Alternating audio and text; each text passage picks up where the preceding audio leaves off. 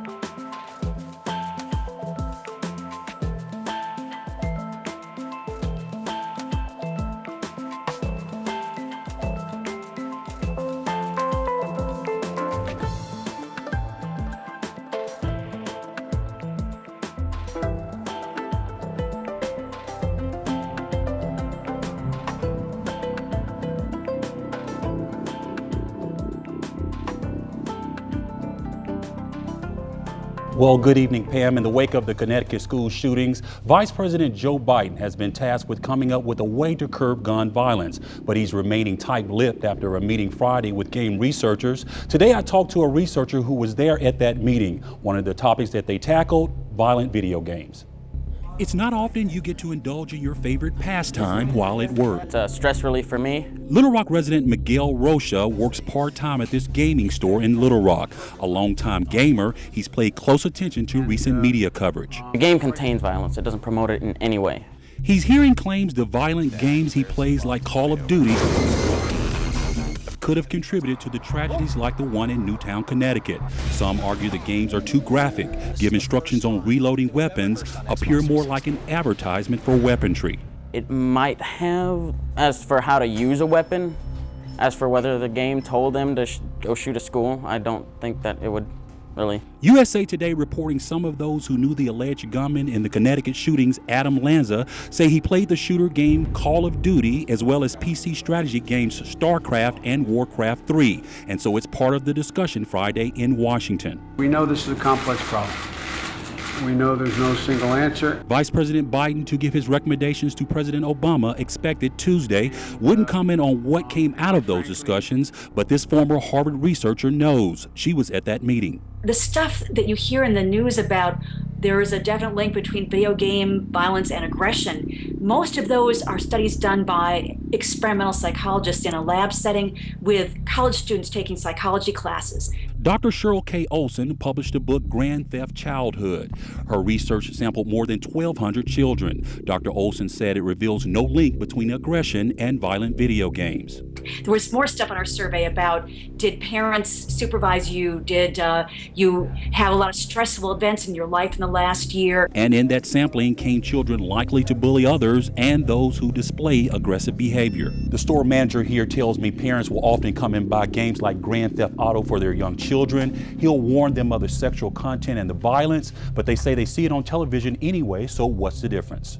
While her evidence shows no link, still, Dr. Olson says there's a need for caution. If they know that they might be influenced by the game, then the guardian should not let that person play that game. And Dr. Olson says she did make recommendations to Vice President Biden. One includes a rating on games where the blood would be green instead of red, making them further from reality. Meanwhile, I posted her entire interview online. Just go to todaysthv.com.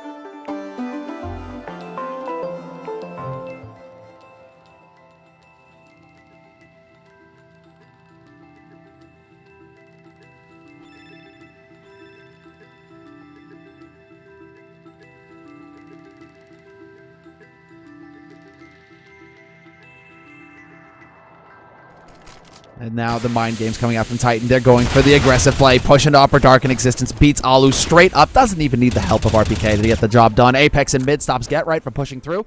And this is going fantastically here for Titan. Oh, Kenny with the one pick off, and next in line exists will fall. That was Maniac taking him out, but I think Kenny actually got the shot off on the wall there as well to soften them up a little bit. And now Forrest all alone, doing some good damage here with the key, and there's a headshot on Kenny. That ult though should still be savable, but it depends on what Forrest does from here on out. If he gets the bomb down and it ends up sort of exploding with, or at least enough that they can't save it. Hello everybody, my name is Markiplier and welcome back to Let's Play Amnesia, a machine for pigs. Okay, so we need to find... Jump down and CT spawn, flicks onto RPK, gets the AK out again, and well, Maniac will take him out and save the AWP, so good job there, but that's actually good scary.